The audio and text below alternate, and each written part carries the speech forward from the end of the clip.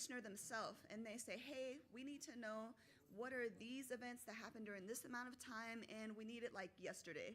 So by investing in making these dashboards, we're able to get these critical metrics to our constituents and everybody else in a timely fashion. Got just a quick overview of our Hero Monthly Report just in the right side, but we'll be going through these dashboards today. Ad hoc reporting capabilities. So being able to have custom queries and filters for on-demand reporting is critical, because whenever we get a report, it isn't usually for the same thing every time. Now, we do have our standard reports, but in a lot of cases, people want to know one specific thing that happened in one specific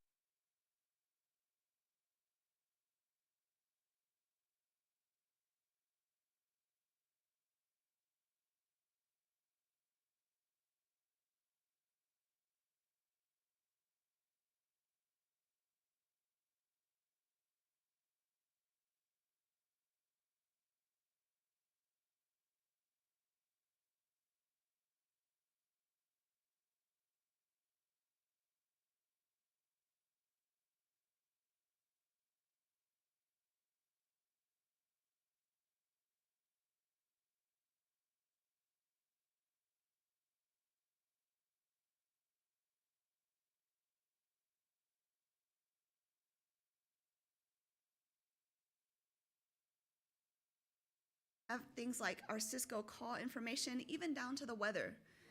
And Power BI is the software that's utilized for all of these dashboards. It helps ensure that we have data consistency and reliability. But you guys have heard me talk well enough, so let's go ahead and dive on into it. I wanted to start off first with our Operations Monthly Report dashboard. Our key metrics that we have are incident counts, response times, and clearance rates. We also have our monthly trends and comparisons, and our stakeholders are our operations managers, our analysts, and this also goes out to the commissioner as well. So right now I am sharing my Teams screen. So we've been working with GDOT so that we can share these dashboards in our GDOT Teams locations. So Kim has access to these dashboards whenever she wants them, as opposed to, hey, Catherine, can you send me these stats? No, now she's got access to them on demand. Right now we're looking at data from May 2025 as shown in the upper right corner, but we can switch up our months and select whichever one we want. So if we wanted to see April, we can select it in the selection item. My computer's not a morning person, so it's just now waking up. But as we select April 2025, we'll see that our metrics are able to update and provide us what we're looking for. Again, not a morning person. But as we're looking at our statewide summary, we start off with our statewide total events. We also have our TMC assisted events. These are events that aren't assisted by Hero or Champ. And then we have our Champ events as well as our Hero events. On the right, we have our communication characteristics, so our total 511 calls as well as our website sessions, our lifetime 511 app downloads, and our social media impressions. And again, social media impressions are how many times does somebody look at a post, glance by it, share it, all of the above. At the bottom, we have a combined bar chart that shows our incidents as well as tracking how many calls we get, how many Hero assists we have, and how many Champ assists. Those lighter shaded areas are our weekends, and it helps us look at trends and see like, okay, so do we have less events on the weekends, more events? The works. On our next tab, and waiting for there we go. We have our Metro Atlanta event summary. So we've got a live map that we can use to track some of our events by the type. We also, just looking at that Metro Atlanta, it encompasses a little bit, it's mostly District 7, but we can see how many crashes did we have for that month, how many vehicle stalls or planned events, as well as debris and our TIRs.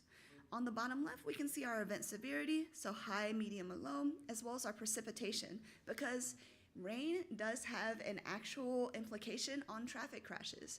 Our crashes in Metro Atlanta go up 60% whenever it rains. Is that a surprising fact to anybody? No? Yeah. Looking at just our district overview, we've got districts 1 and 6, and we're able to see how many total crashes we have now. Districts 1 through 6 are more of our not urban area, but just kind of more in the rural areas. So we provided a heat map taking out District 7 just so that we can see where the bulk of our activity is. We've got a nice dashboard where we can filter by event types. So if we just wanted to see crashes, we can click, and as you'll see, the graph changes in real time so that we can see how many crashes we had, not only on the heat map, but in that bottom left graph as well. We can see that District 1 is leading the amount of crashes that we had for April 2025, as well as Thomaston. Another great thing, as you guys have noticed, April 2025 has maintained throughout the pages, so you don't have to worry about readjusting for every single page. Going to go back to May. All right, 511 info. This is one of my favorite pages, mostly because I like seeing how are our communication metrics displayed across statewide. So we're able to see how many calls were our TMC operators able to take. But this is a different number from that pink arrow that's pointing down. So as you can see, those are 34,000 calls. And why don't those match up? It's because with the 511 calling tree, whenever you call and it says, "Hello, you have reached 511. How may I direct your call?" It'll say, hey, if you want traffic information. Sometimes we don't always need an operator to answer the phone, so that calling tree can help automate a good amount of those calls.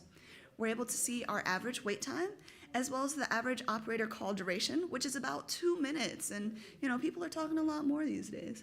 We can also see the average amount of dropped calls per day.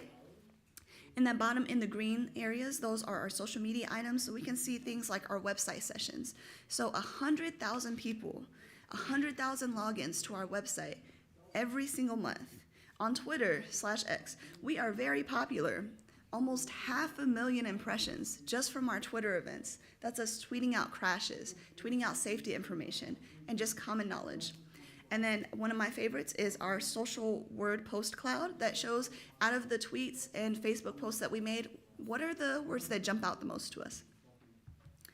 Lastly, we have our freeway assistance that compares Hero and Champ just on a very, I would say, zoomed out basis. How many events did they do and what is the overview? One of the great things about this is that you can see that Hero does the most amount of assists and they've got a good amount of crashes. So Hero assists with about 1,100 crashes per month, or at least for May. Whenever we look at Champ assists with fewer collisions or crashes, but they assist because Hero detects about over 50% of their events.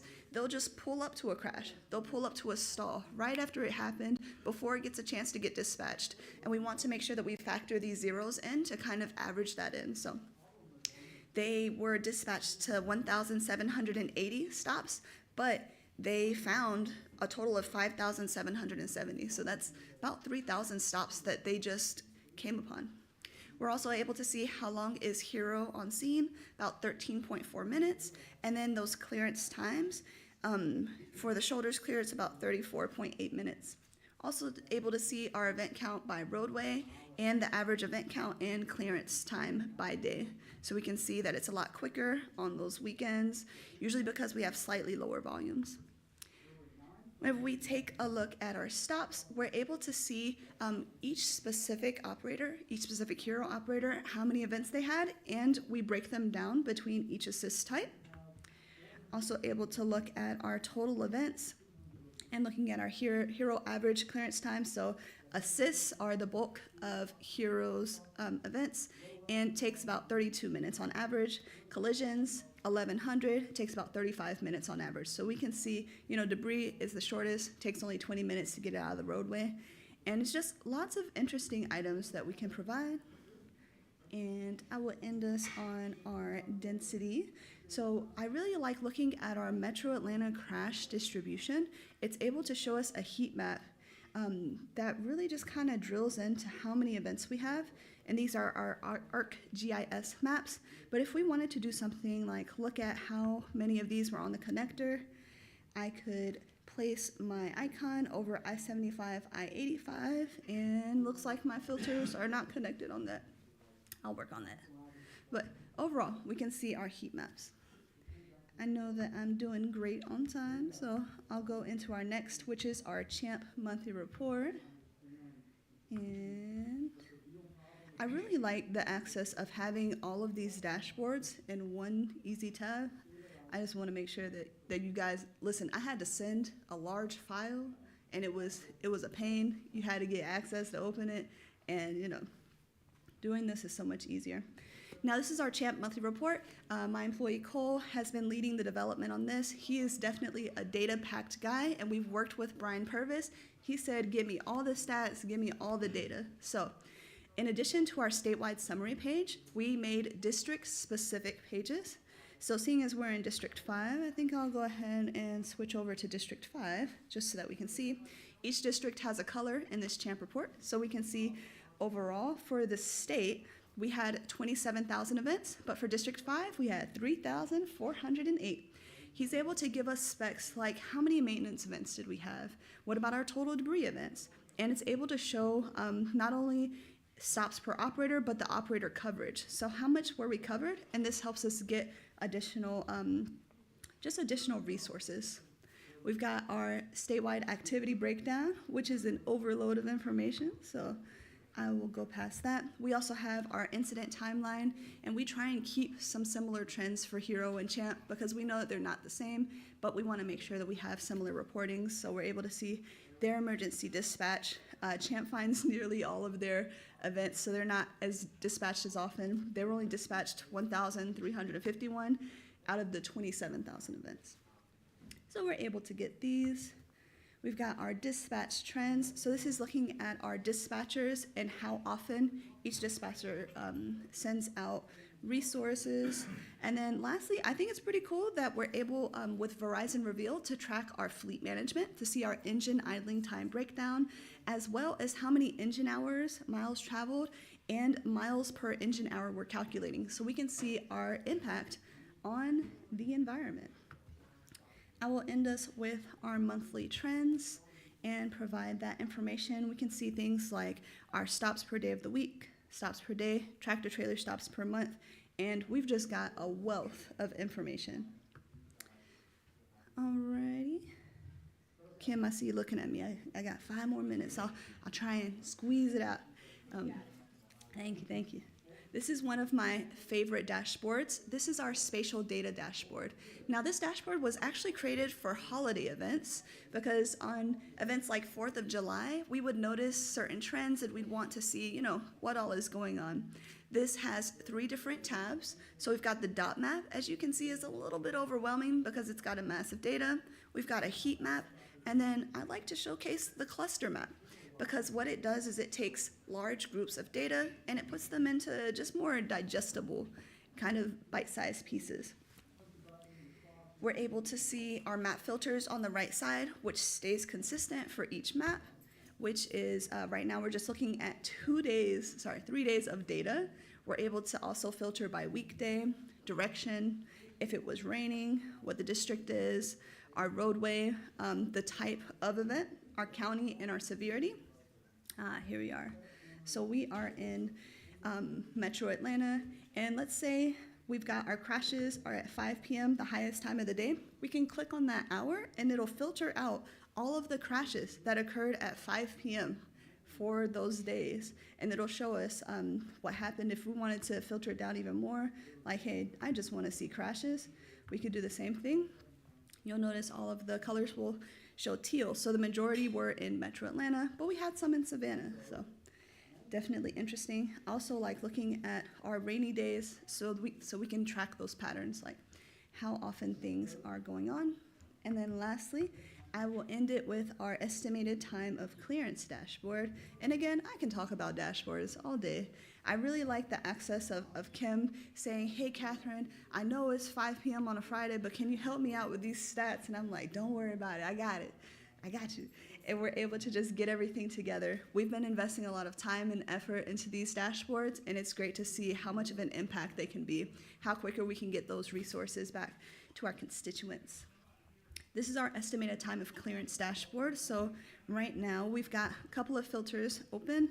We are looking at hero events, and if I wanted to maybe just put it down to District 7, okay, go a little bit lower. If I wanted to see things like doing our interstates, And let's do tractor trailers. If we had one tractor trailer, there's just so many items that we can filter for. So these are hero crashes and stalls that are on interstates in District 7 that involved only one tractor trailer.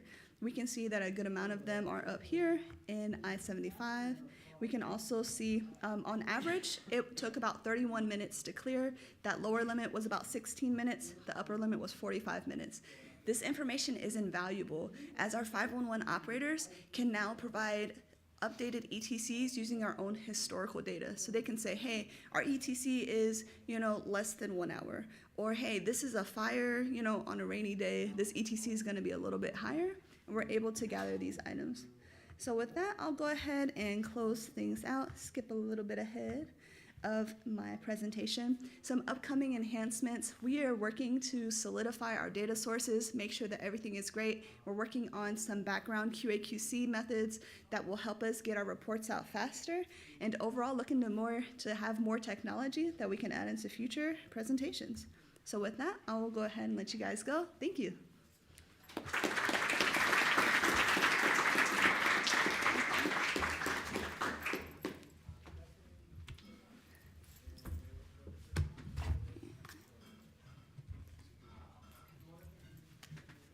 Dongle.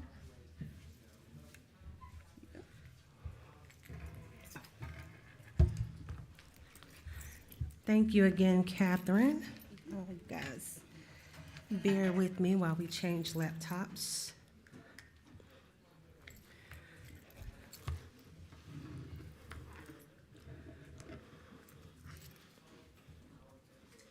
Uh-oh, is that something special I'm supposed to do? There we go. Oh, there we go.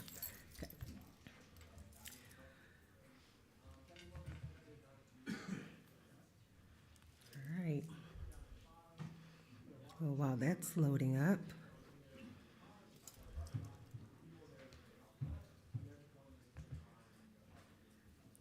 good, okay. So next up, we have Ben Lempke to talk to us about broadband program progress, status, and updates. Ben Lempke is the Major Projects Program Manager with GDOT's Office of Traffic Operations. He has a bachelor's degree in civil engineering from Georgia Tech and is a registered professional engineer in Georgia. He began his career with GDOT in 2019 in traffic operations. He has contributed significantly to the SIGOPS and ITS programs throughout his career with GDOT, and in his current role, he is responsible for the procurement and delivery of special projects for the Office of Traffic Operations. Please welcome Ben Lempke.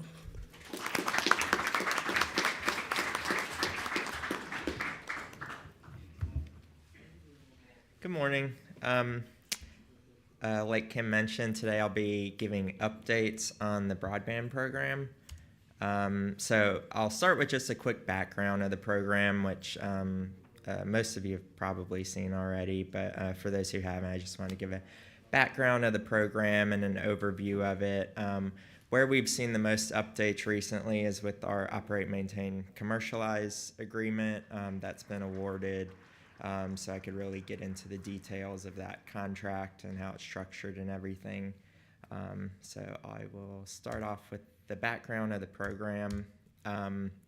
So it really started back in 2017 with Hurricane Irma. It was at the time the most powerful Atlantic Ocean hurricane and resulted in a lot of evacuations throughout Florida and Georgia and the Southeast. And this put a lot of congestion on Georgia's interstates, which resulted in a lot of backup and also congested the cellular network to where we weren't able to communicate with our ITS devices or see what was going on out there, see our cameras, things like that. So this kind of put the idea out there of building a more dependable communication network. Specifically for events like this. The next thing was COVID-19, which highlighted the importance of broadband access for society. People used it for working, for education, for telemedicine, for staying connected. So this really emphasized the need for the broadband access and highlighted where it's not as accessible in the more rural areas throughout the state. So we did have a previous broadband procurement at I think it was back in 2021, and we did pull back from that after getting a lot of feedback from the telecom industry. We got a lot of lessons learned, and we were able to better realign with the industry and move forward with those lessons learned on our current procurement. Also, since that initial procurement, we've had the IIJA, which put a lot of funding into last mile broadband investments. Although our program didn't utilize any IIJA funds, we did see our role in providing that middle mile access to make the best use of those last mile broadband investments. There's also been multiple other procurements since then with Pennsylvania Turnpike, NC DOT, and Arizona DOT. They all procured a pretty similar broadband model with the operate, maintain, commercialize style approach.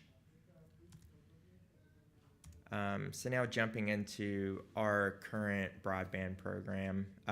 So as I alluded to, we have kind of two primary objectives with this program. One is to have a well-maintained and dependable communication network for GDOT traffic operations. And then the other is to provide that middle mile broadband access to expand opportunities and economic benefits for the region. So our broadband program is really simplified into two different elements. So we have a series of design build projects that's building the fiber infrastructure. So they'll be installing fiber along Georgia's interstate system through these series of design build projects. And then we have an operate, maintain, commercialize agreement that will have that OMC contractor maintain as well as commercialize this fiber. So what we're installing, the infrastructure, is a 7-conduit microduct that's shown here. So we're installing that on the shoulder of Georgia's interstates. And you can really think of this infrastructure into two different networks. So one is the GDOT network, and that's used to support GDOT traffic operations. And then the other is the commercial network, and that will be reserved for commercialization to provide that middle mile broadband as well as generate revenue that GDOT will get a share of. So with this infrastructure, GDOT will have 2 of those conduits for traffic operations purposes, and then the other 5 will be reserved for commercialization. So the design build projects that are installing this infrastructure, I mentioned that we have a series of 5 of them. So the first 2 have been awarded and they're under construction. Design build 1, that was awarded to BBH and Atkins, and it's along I-75. And design build 2 was awarded to Amentum and Jacobs, and that's all of I-16 and a portion of I-20. Both of these projects are expected to reach substantial completion late next calendar year. And then the design build number 3, the third phase, that one lets next month, and that's going to be the I-95 corridor. And then we have 2 future phases that are currently programmed for fiscal year 28. So now, like I mentioned, I really want to get into the operate, maintain, commercialize agreement now that it's been awarded. I'll start with the overview, and then I'll kind of jump through the different elements of it. So this contract was awarded in February of this year to Plenary Broadband Infrastructure. It's a 25-year base contract with 2 5-year optional renewals with a 35-year contract max. Again, thinking of the infrastructure that we're installing into the GDOT network and the communication network, or the commercial network. For the GDOT network, they'll be responsible for the maintenance of that. And then for the commercial network, they'll be responsible for operating, maintaining, and commercializing it. The base network under this OMC agreement includes the first 3 design build phases, the infrastructure installed under the first 3. Any future infrastructure that's installed under phases 4 and 5 that will require negotiations to be added to the contract through supplemental agreements. So negotiating maintenance terms, commercial revenues, things like that. But the whole concept of this OMC agreement is that the OMC contractor will commercialize it and make revenue payments to GDOT based on that commercial revenue. So again, breaking their responsibilities into the commercial network and the GDOT network. For the commercial network, they'll be responsible for operating, maintaining, and commercializing. Any build out of that commercial network that's required to make it commercially viable, building off laterals, installing optical equipment and hubs and things like that. That will be done through special encroachment permits and utility permits. A share of the revenue generated will flow back to the department. The commercial network will be in compliance with FCC requirements and be open access with non-discriminatory pricing. And then the maintenance of that commercial network will be funded through commercial revenues, so GDOT won't have a financial obligation for that. GDOT will pay a maintenance fee for maintaining the GDOT network. However, the maintenance of the GDOT network takes advantage of the efficiencies of the OMC contractor maintaining the commercial network. So GDOT's able to realize some cost savings with the maintenance of that network. So the way this OMC contract is structured, there's really kind of 4 pieces to it. One is the GDOT infrastructure services, the OMC infrastructure services, the commercial activities, and the capital works adjustments. So I'll jump into each of these and kind of explain them a little more. So the GDOT infrastructure services, these are the services that the OMC contractor will provide to GDOT for the GDOT network. So kind of the highlights of those services is they'll be providing real-time systems, including a fiber management system to track the assets, and a ITSM ticketing system that will be used to track maintenance reporting, track service requests, and log maintenance issues. The other piece is design build phase coordination. So they will be they will have a role to play in coordinating on the design build projects. So they are able to review the submittals and provide feedback back to GDOT. They're able to attend testing events and witness them. And really the whole concept of them having that role in the design build phases is so they can make sure that the base performance standards that are being required under the design build contract, as well as being guaranteed to the OMC contractor, are being met. So that way we can have a quicker turnover at the end of the project without having to go through all of the testing and everything again. But the primary service that they'll be providing to GDOT for GDOT infrastructure services is maintenance. So they'll be providing preventative maintenance, corrective maintenance, locate services. All of the services that they're providing to GDOT, that GDOT is paying a fee for, is broken into 3 different categories. So the first is one-time costs. These are the things that GDOT expects to pay for one time, including like the development of the FMS and ITSM systems, all of the data collection and everything for the design build projects, things like that. The reoccurring costs, these are things that GDOT expects to renew annually. So that includes like preventative maintenance, required meetings and reporting and things like that. And then the third category is the unit cost items. These are specifically used for corrective maintenance activities. So as a corrective maintenance issue arises, the OMC contractor will go out and see what the scope of the repairs is, and they will use these unit cost items, which are like pay items with pre-negotiated rates, and they'll use those to develop a work order for GDOT's approval. For corrective maintenance activities, they are required to meet service level agreement timelines. So this table right here kind of outlines those. It's broken down into severity, high, medium, and low, with different response times associated with each.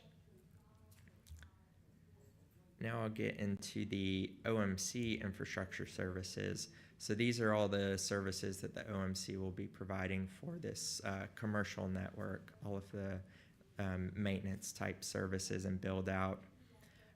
So they will be responsible for maintaining the OMC infrastructure, including locating it, providing preventative and corrective maintenance. They will have certain service level agreement standards with their commercial customers that they'll have to meet.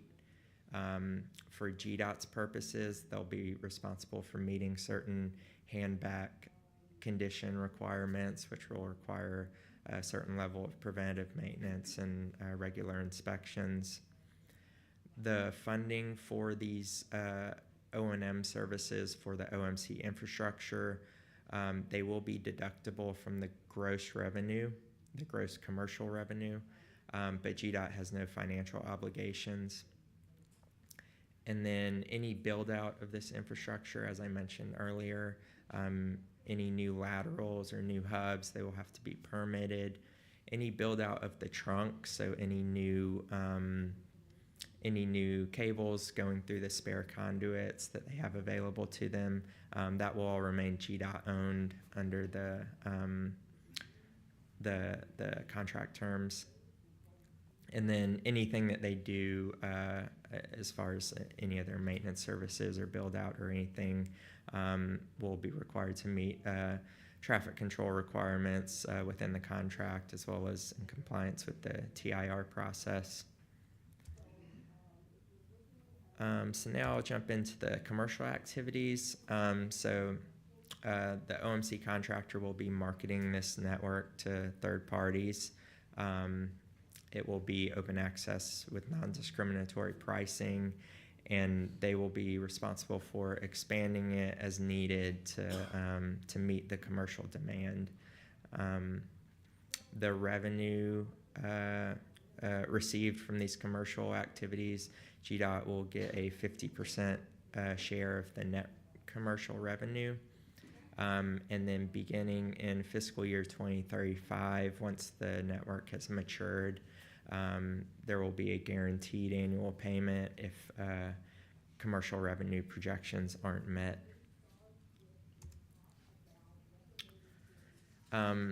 So kind of the OMC's responsibility to GDOT with regards to these commercial activities is they have a financial model as part of this contract. It's a kind of a living financial model, but it outlines all of the commercial revenues, all of the projected costs and capital expenditures. And this is updated annually. It goes through a third-party audit. It's also updated as any terms of the agreement change. If there's a contract extension, they'll have to justify it using this commercial or financial model. As the network is expanded, they'll need to update the financial model to reflect the expanded network. And then as anything is refinanced on the OMC side, that will require a update to the model. All right, and now I'll jump into capital works adjustments. So this is probably the most challenging piece of the whole program right now. Due to the size of this project, the infrastructure, it overlaps a lot of GDOT projects, both current and upcoming, projected.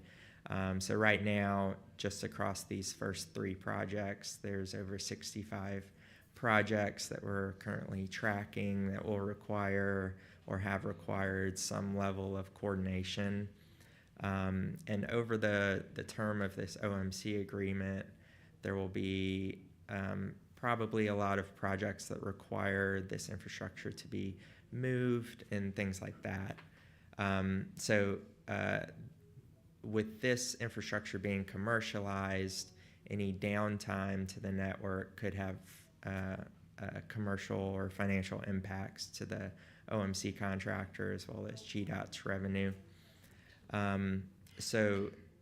Any adjustments necessary to this infrastructure, the OMC contractor will play a role in doing all of the fiber relocation itself, all of the splicing and tie-ins to the new infrastructure, which will require a lot of coordination within these projects. So all of that coordination is more thoroughly outlined in the utility accommodations manual, but that's something that will be a large part of this agreement is the OMC's role in those projects. And now I'll just jump through kind of a summary of where we're at with all of these pieces and what the next steps are. So with Design Build 1, we're currently under construction with substantial completion in September of next year. Design Build number 2, we're currently in construction, and then we're finishing up final designs on that project as well. And we have a substantial completion date of June of next year. Design Build number 3, that one is letting next month. And then DB 4 and 5 are currently funded for fiscal year 28. With the OMC, right now, of course, we don't have any infrastructure that we've handed over yet. So right now, we are standing up the FMS and ITSM systems. They're under development. We're doing that design build phase coordination. So they're reviewing submittals and designs and participating in testing activities. And then the OMC contractor is also marketing this infrastructure now, trying to get commercial customers so they can kick off the commercial piece as soon as the infrastructure is available to them. They're also developing out their build out, so all of their inline amplification huts, where they'll be placed, all of their laterals. So they're developing that piece of it as well. And then just everything else that goes along with prepping for handing over this infrastructure to the OMC next year.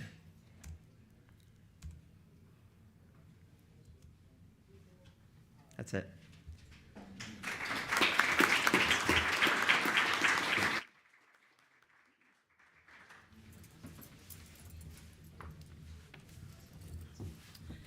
I actually have a quick announcement before we take questions. If you are driving a black BMW from Hall County, can you please go and talk to someone at the registration desk? Black BMW from Hall County.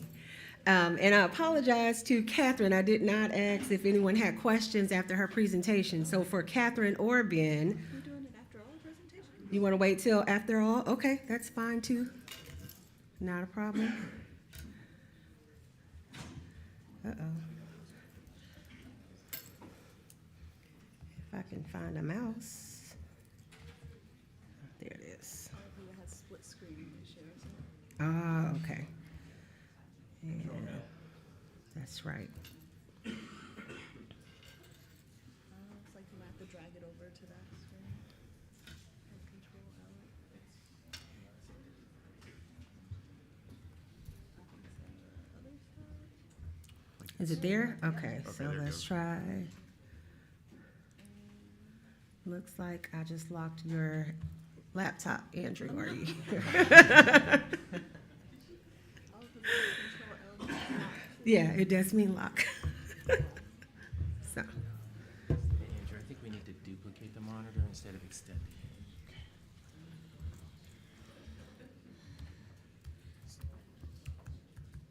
Computer's not as in big trouble as the black BMW, but we'll figure it out. Okay. I know. Was that the note? That was really smooth. It was.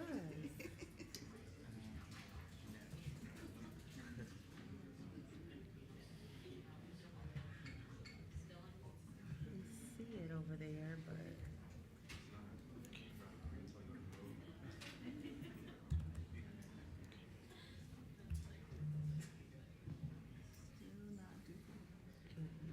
Do I need to move it or?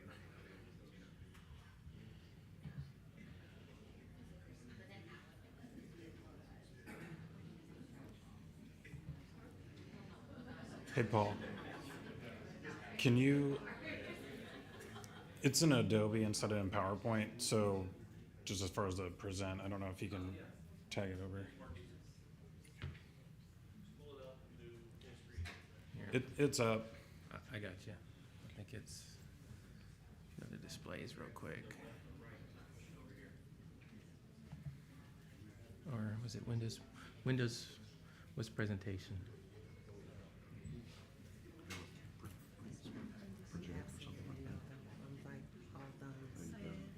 It's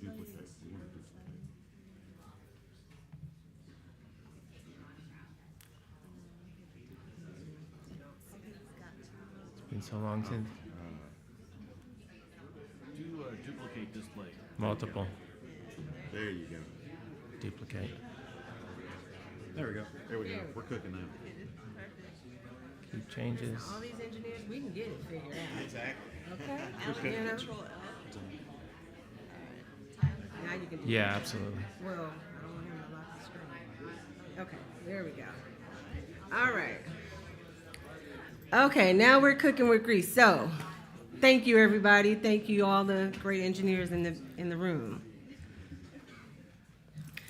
So, our last presentation is regarding the deployment of Palo Alto firewalls to secure GDOT's edge network. So, we have a great team here. We have Anna Plajakova. I think I said that right. Currently serves as the state signal engineer for the Georgia Department of Transportation, where she plays a key role in managing and overseeing GDOT's multiple contracts as SIGOPS, design on-call, tech training, router deployment, and signal upgrade program. Anna began her career at the Florida Department of Transportation, where she held several positions, including district traffic signal design engineer, and her previous background includes signal and lighting design, project development, and conceptual design. Anna joined GDOT 4 years ago while trying to escape the heat from Florida. Okay? And has held several positions, expanding her knowledge and versatility to effectively tackle the ever-evolving challenges in the transportation sector. Anna is a graduate of Florida International University, where she earned both Bachelor of Science in Civil Engineering and a Master of Science in Civil Engineering. She is also a registered professional engineer in the states of Georgia and Florida. Since Anna started with GDOT, she and her husband had welcomed a now 3-year-old boy who you might see running in the lobby or splashing at the pool, as he loves to be really active. We also have Sam Brown, who is the critical infrastructure lead for Palo Alto Networks, where he spends time educating customers on security solutions for critical infrastructure applications, including transportation, public works, utilities, and aviation. Previously, Sam served as a director of IT for the Georgia World Congress Center Authority, managing infrastructure and systems for the Georgia World Congress Center, the Georgia Dome, Centennial Olympic Park, and the Savannah International Trade and Convention Center. Stephen Ainsworth is an accomplished network engineer with an extensive expertise in designing and implementing advanced network solutions. His work has been instrumental in optimizing and securing the department's ITS network over the last 15 years, ensuring reliable connectivity and robust infrastructure to support critical operations. And lastly, but not least, we have Josh Montgomery, who is a seasoned automation engineer with expertise driving innovative solutions for Fortune 500 companies and global organizations. As a lead automation engineer, Listen, I'm excited. As a lead automation engineer, he leverages his expertise to deliver bespoke automation and solutions tailored to a company's unique needs. With a proven track record in the industry, Josh brings a deep understanding of technology and passion for delivering results-driven solutions. Please welcome the team.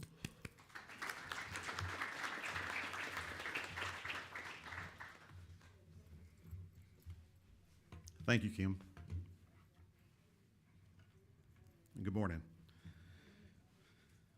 Before we get into the technical aspects of this project, I just want to take a minute to touch on some of the business reasons that we're doing this.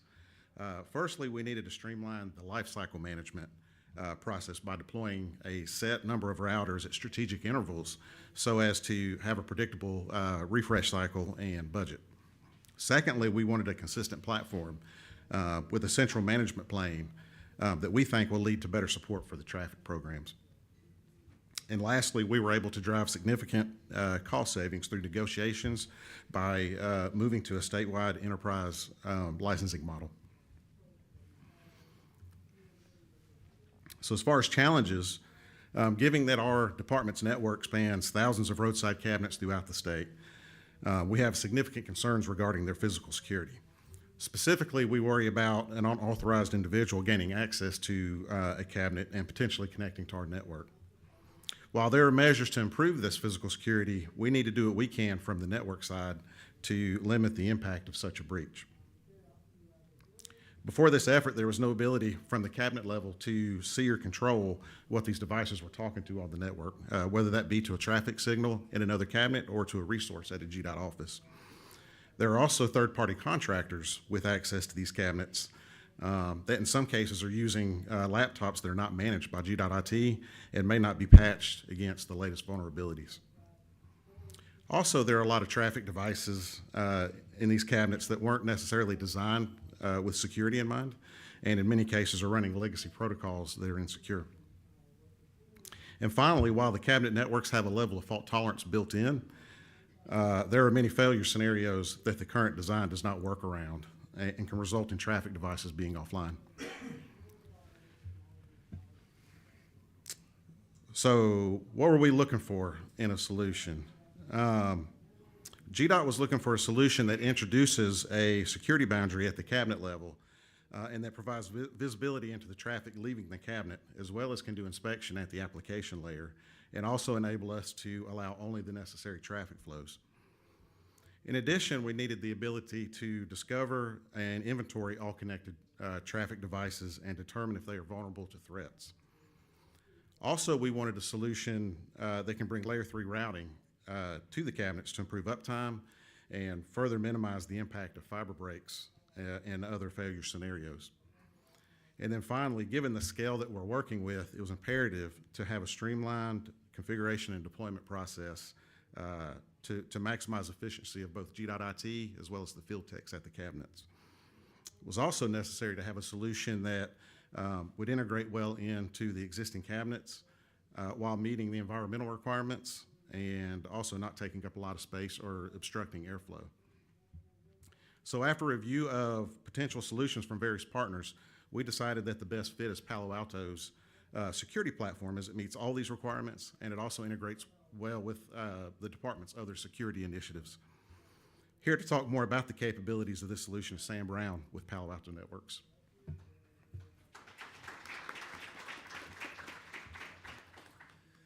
Thank you, Steve. Excited to be here. This is my first summer seminar, and hopefully get invited back next year as well. What an amazing venue. So I know GDOT had evaluated a number of different solutions to try to secure their signal operations ITS networks and settled on our rugged PA450R 5G. It is a industrial firewall with fiber and 5G connectivity, which adds to resiliency for the GDOT operations.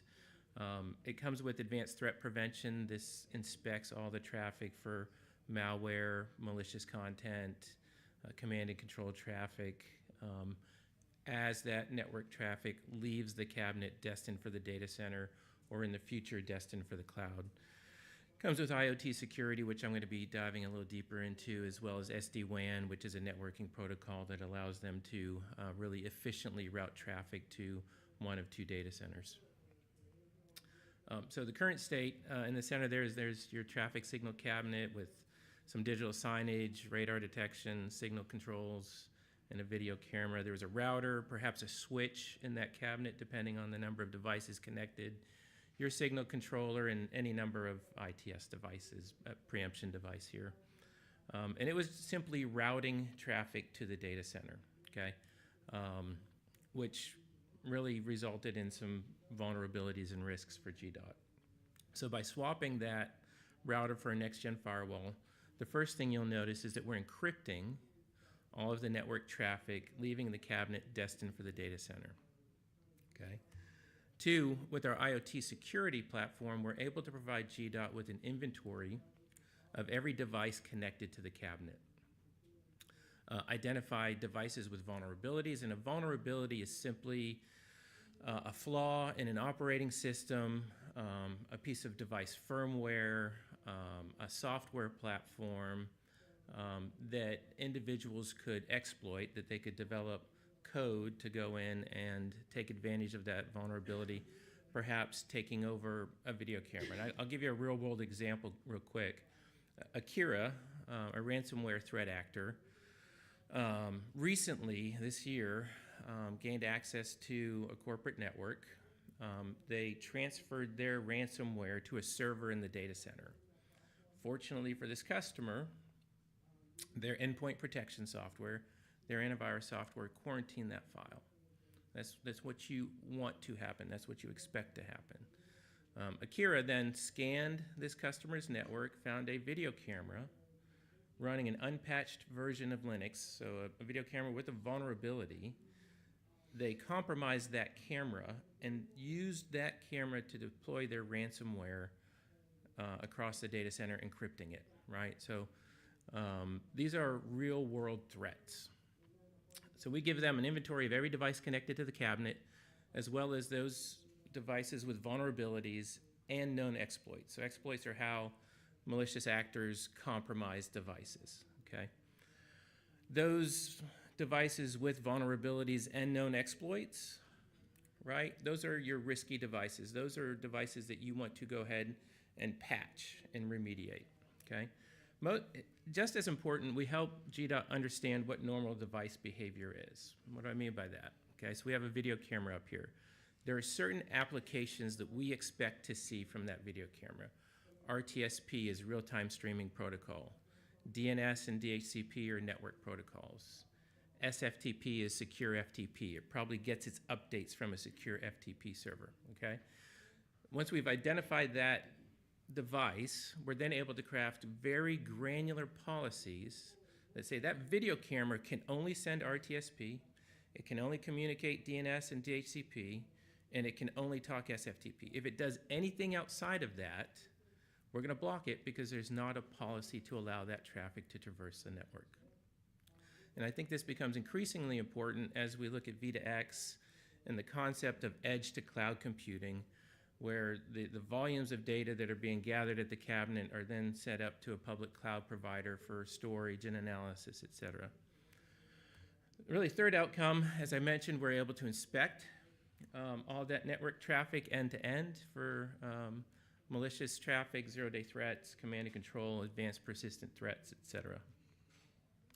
And then the fourth outcome is something called virtual patching. Because we're a firewall, Okay, as vulnerabilities become disclosed and as exploits, remember, exploits are just the steps that an individual takes to compromise a vulnerable device, okay?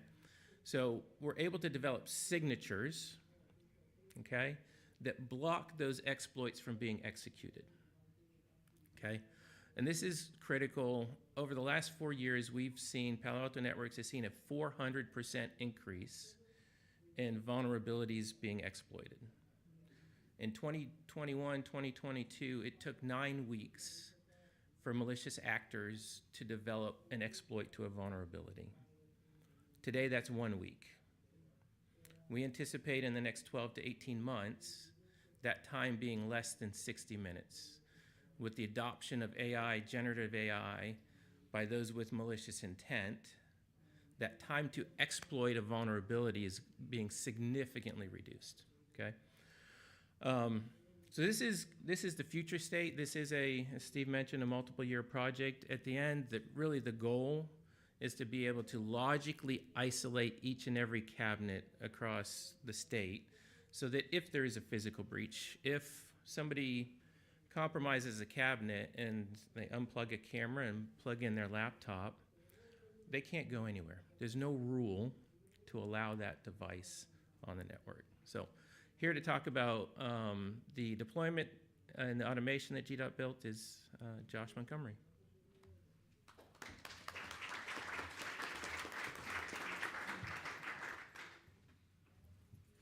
So, Sam talked about all the security. We're talking about 8,000 cabinets. How do we deploy 8,000 devices over the next 4 years? Well, traditionally, what you would do is you would have a dedicated person in an office, scheduled 9 to 5 or so, that is taking calls from field techs, spending an hour configuring a device, and then the field tech can then go ahead and move to the next one. If you're trying to do 50 a week, 60 a week, 100 a week, that becomes a problem. So the approach that we took was limit time at cabinet for techs, not have them rely on IT for scheduling, and get them out of the sun, because it sucks being at a cabinet for an hour, 2 hours. We did the first deployment by hand out there with the techs. It wasn't much fun. It was in the middle of summer. It sucks. The second piece is inventory management. Okay, we deployed it. If people are doing it by hand, they're going to screw it up. I screw it up. If you're doing 8,000 IPs, you're gonna mess some stuff up. It happens. And then we're gonna kind of touch on what comes next and what that looks like. So for the field deployments themselves, we built a web UI for the techs. The only 2 pieces of information that they need to know when they go to a cabinet is where am I and what is the serial number of the box I'm putting in. They grab a stack of 10 at the warehouse when they go out in the morning. They grab a box off the stack when they get to a cabinet. They look at the serial number. They put it in the tool. They put the site that they're at. They hit go. They can do it before they get there. They can do it when they're there.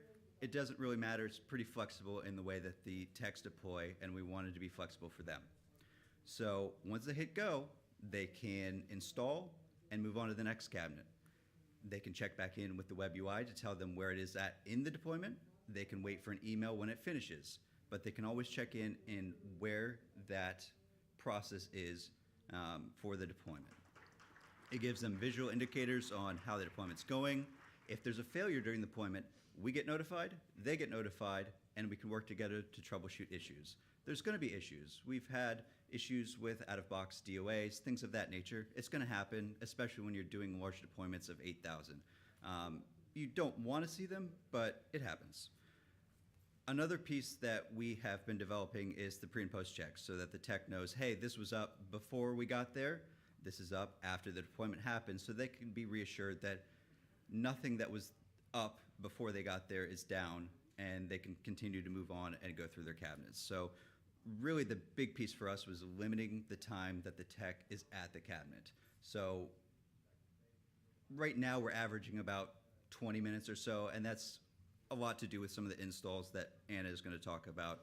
But from a technical standpoint, the deployment takes about, I would say, 10 minutes or so once the firewall is online and communicating back through the cellular interface.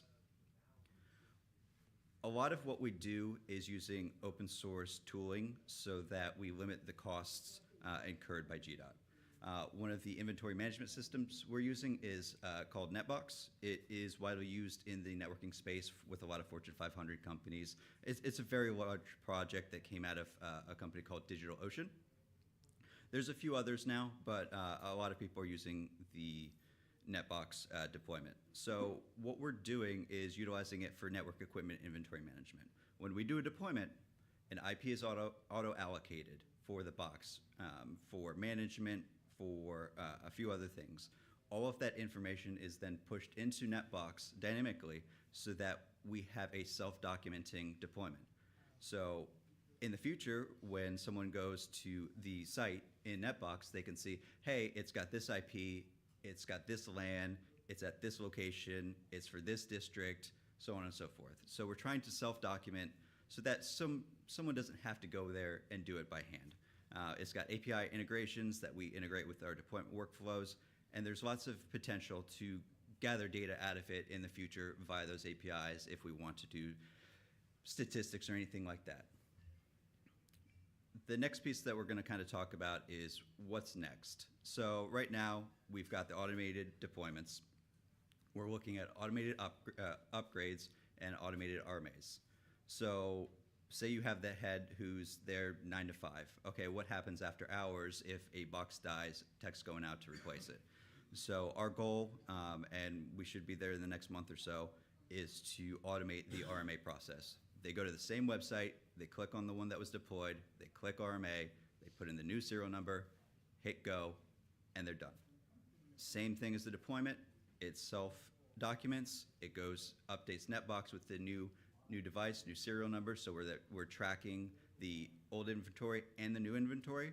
It deploys the new firewall, they'll be able to see that it's up or down. If there's an issue, they can call the on-call, but we want to get out of the way of the techs doing their job. Minimize the interactions with us so that they can do the deployments when they want to, how they want to, whether it be in the morning, night, whenever. One of the other pieces that we're looking at is expanding the monitoring capabilities using open source tooling. So there's a lot of cool statistics that we can get out of these boxes, just built into the Palo Alto boxes with open streaming telemetry.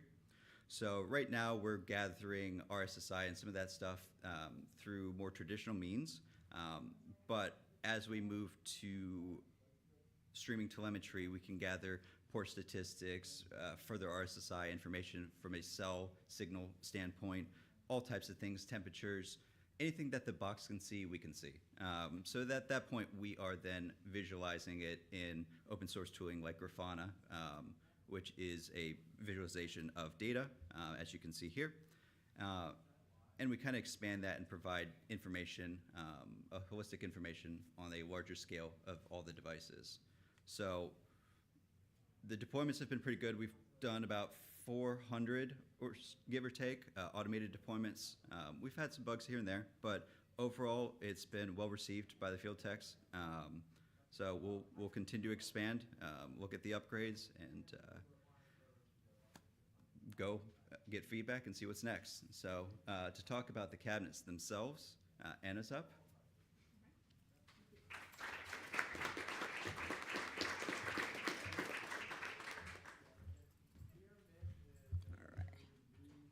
Good morning, everyone. Thank you, Josh, for the introduction. First of all, I want to highlight that one of the reasons this project was selected by NOCO, actually, for a TSMO award was because of its programmatic approach on selecting a device that not only meets broader agency goals, but also highlights the collaboration between the multiple teams responsible for deployment, operation, and maintenance. So I just want to give a heads up to everyone that we're really excited about this. Now, let's talk about the deployment plan.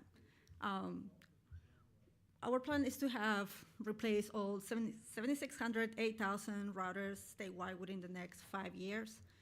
The first year, we're focusing on our Cisco A19 4Gs, which are our older generations, and upgrade all the routers within the event zone.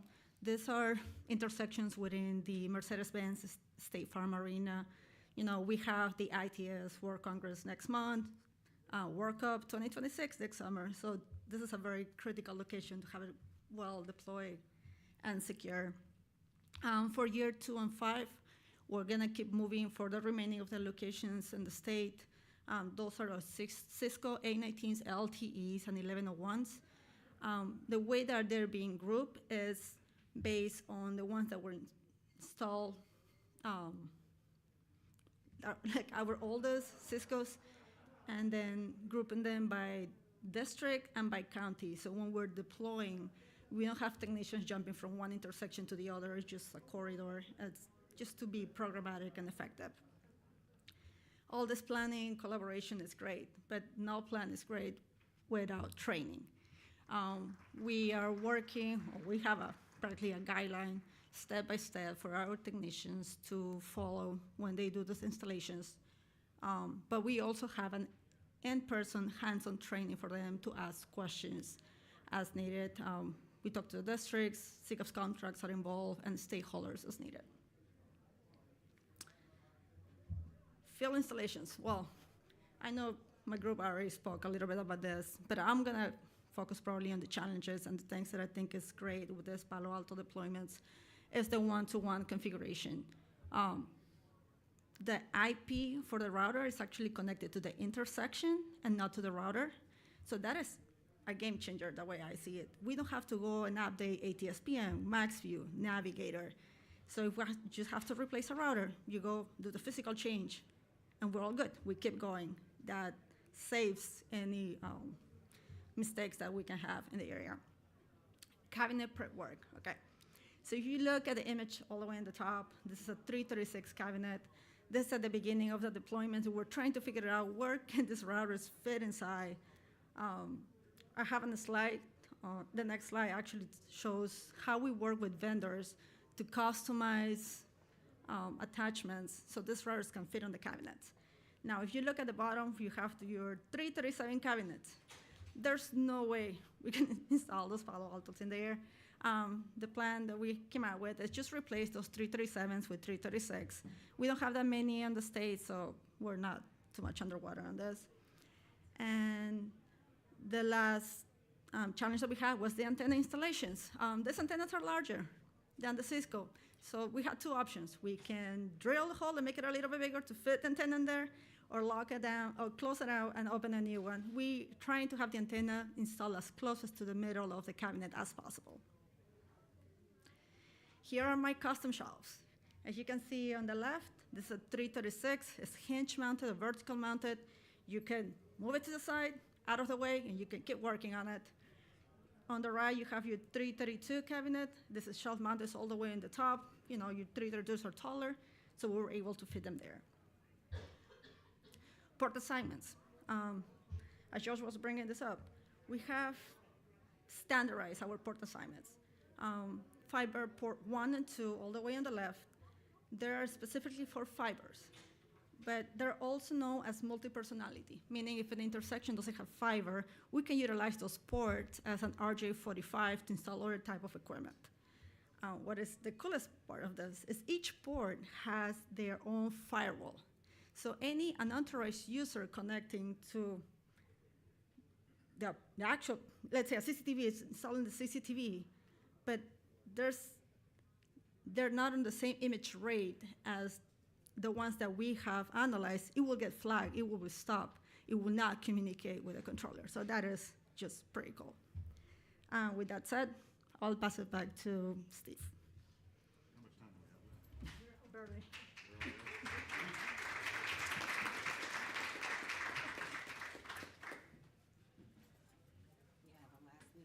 Yeah, if you don't mind, I just want to touch on the network. You got like 30 seconds.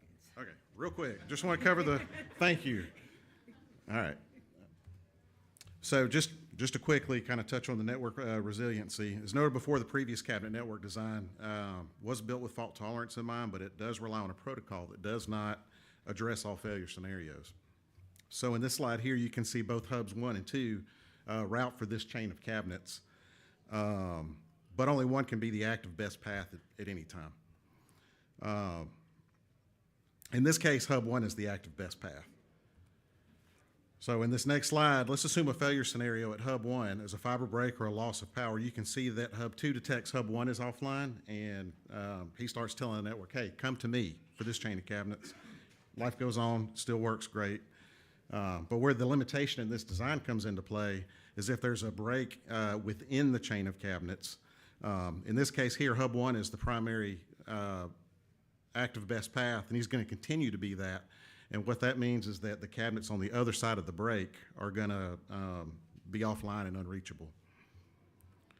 So with this new solution in place, introducing routing to every cabinet, you can see here in the same outage scenario, hub 1 is going to tell the network, hey, come to me for cabinets 1 and 2, and then hub 2 is going to do the same for cabinets 3 through 6, and resulting in all the traffic devices remaining online.